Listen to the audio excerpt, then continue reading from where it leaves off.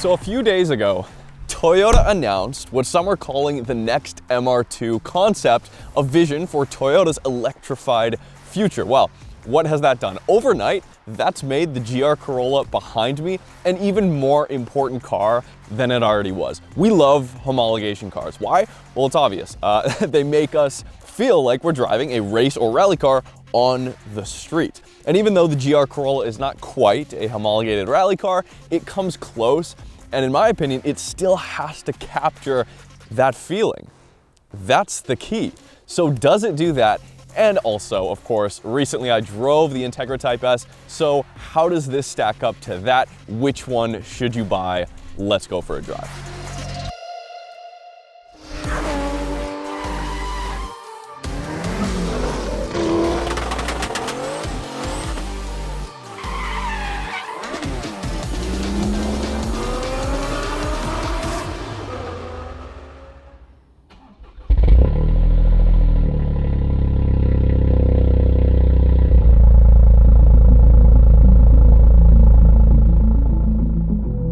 All right, you guys, GR Corolla. I have been waiting a very long time for this. And I know I'm one of the last people to drive this car, but I figured, you know, here on a twisty, small back road, it's cold out, it's the fall now, it's just barely 7 degrees Celsius. Good boost weather, but not so great weather for the tires, but we're gonna do our best anyways.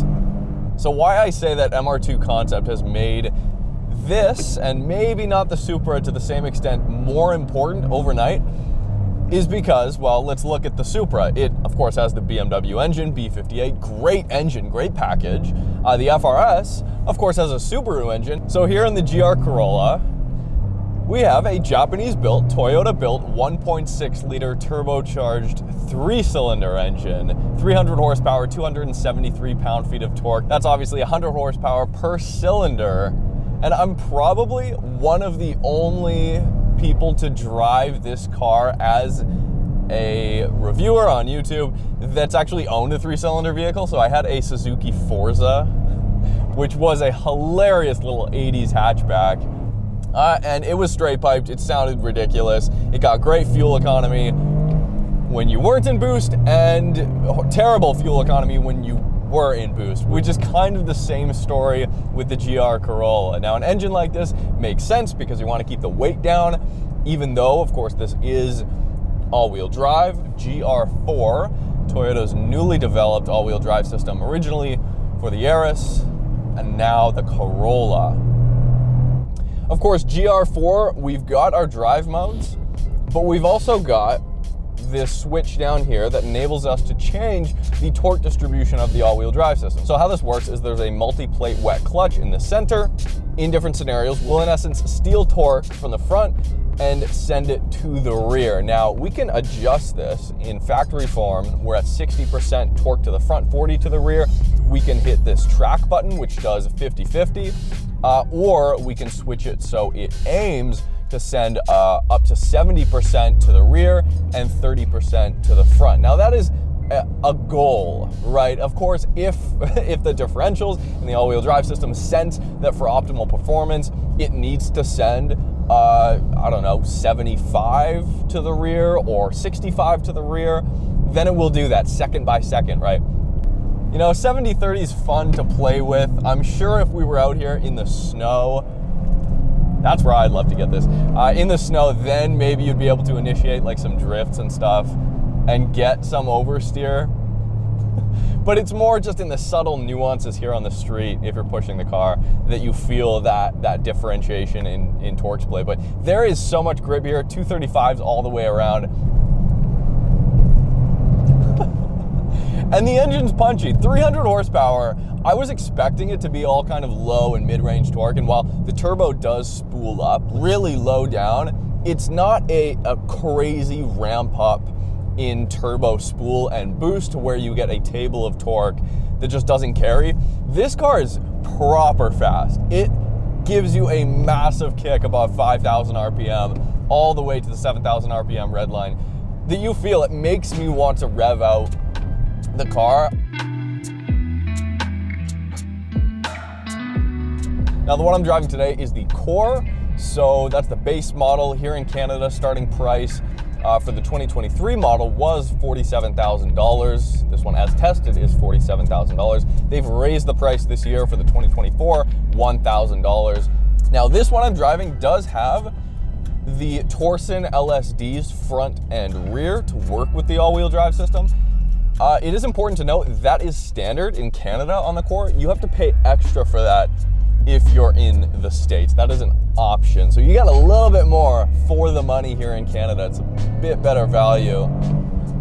The big difference here compared to something like the Focus RS, which this feels very close to in feel and in spirit, driving character, is that this will not overspin or over torque one of the rear wheels, the outer wheel, to initiate a drift. It does not have proper torque vectoring, but happy to report those Torsen LSDs work just phenomenally.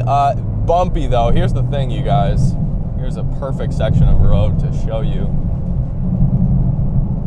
Not bumpy to a fault, not jarring. I would say it's like the Integra Type S felt like in its stiffest setting. In the Core, we do not get wireless charging.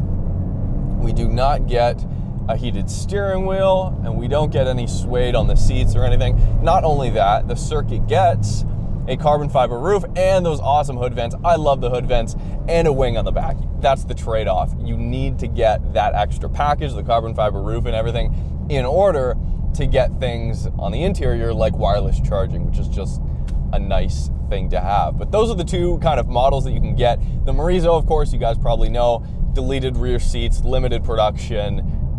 You get mono 2 dampers, so the ride is stiffer, and you get shorter ratio gears in that one.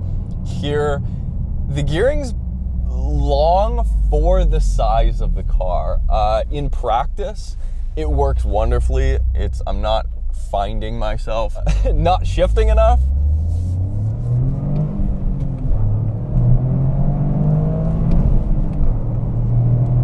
Nice little red light on the dash there, letting us know when we need to shift. It is so fast and so punchy. Now we're in sport mode. The only things that change are throttle response and steering weight. This is the notchiest and most aftermarket shifter I've ever felt in a car, in a factory car that I've driven. I mean, I can't remember the last time I drove a car, even modified, that felt like this. The throws are fantastic. There's more clutch feel here than the Integra Type S. It's a little more raw. I can feel that bite in the clutch. The clutch pedal feels a little bit heavier, which for daily driving purposes, maybe that could be a downside after a period of time, but the shifter is like click, click. You really got to get it in gear. Now, it just really depends on what you want. The Integra Type S has just a smoother kind of click, click. You can shift it with like 2 fingers, but it still has a direct kind of feel. This is both direct and kind of, you just have to be that much more intentional with it. I mean, that combined with the quick steering rack here, it's one of the things you notice immediately when you jump in.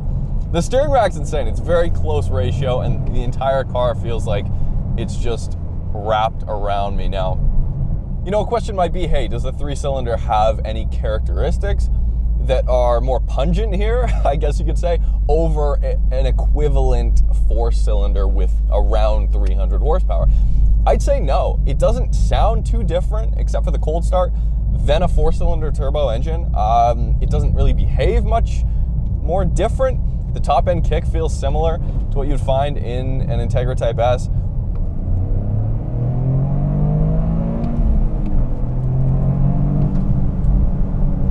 Wow. Little bit of rev hang. Not nearly as much as the Civic Si though.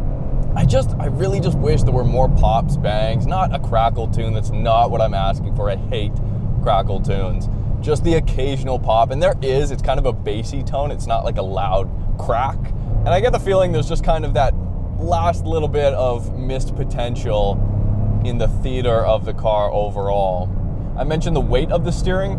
One thing I will say, the steering wheel, not great. I feel like they could have spent another like week on the steering wheel to get the shape of it just right. My fingers aren't really finding the right spot on the back of it to be completely comfortable in the current driving scenario.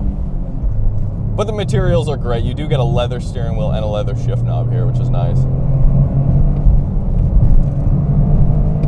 So fast.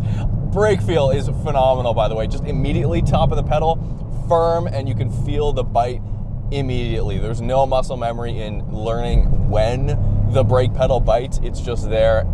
I'm sitting low enough, which is a huge thing in hot hatches.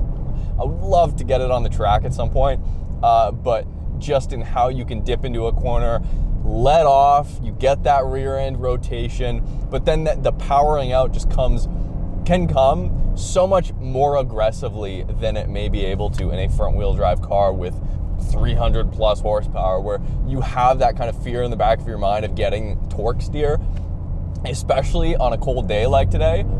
But here, I mean, that's what rally cars do. There's so much confidence in the grip, and you can lean on the systems, the LSDs, and the all-wheel drive system. It's focused, you know, it's just laser focused. So like I mentioned, we have to take into consideration both the Integra Type S and the Golf R. Those are the two main competitors for the Corolla GR.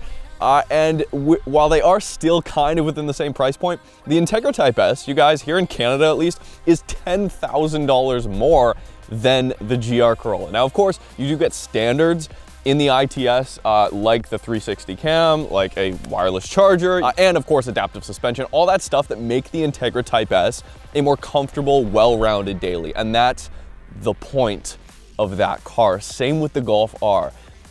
The Integra Type S has almost 4 inches longer of a wheelbase than the GR Corolla. You feel that immediately when you get in the car. Not only that, but the adaptive suspension on the Integra Type S, after driving it for a week, screaming up to the Okanagan, in all different kinds of scenarios, what that car does is make you forget you're driving the Type S if you want it to do that. Whereas here in the GR Corolla, from the minute I stepped inside and began driving, like it is hardcore, even just driving slowly, kind of around town. It's got stiff suspension and everything else I mentioned, right? So in feel, those are the key differences. And the Golf R is much more closely aligned with the Integra Type S than it is the GR Corolla. I think the GR Corolla right now kind of stands on its own in terms of competition. I could closely relate this to what the Focus RS felt like. But as far as price goes, I mean, it's expensive, but you gotta look at the average new car sale price here in 2023 with inflation and everything else that's going on in the world, supply chain issues, all that stuff.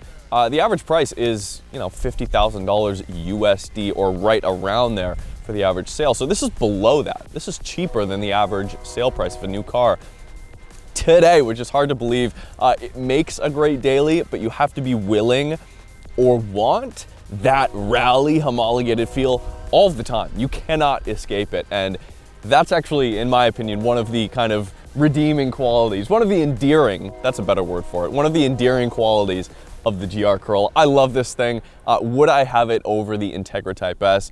If I had to pick one for a daily, all year round, here in the Pacific Northwest, I would take the Integra Type S. But maybe I'm getting old, maybe my back's getting sore, and that's it. So let me know what you guys think in the comments below. Thank you so much for watching. Thank you, Toyota, for tossing me the keys to the GR Corolla. Thanks guys for watching. We'll see you soon.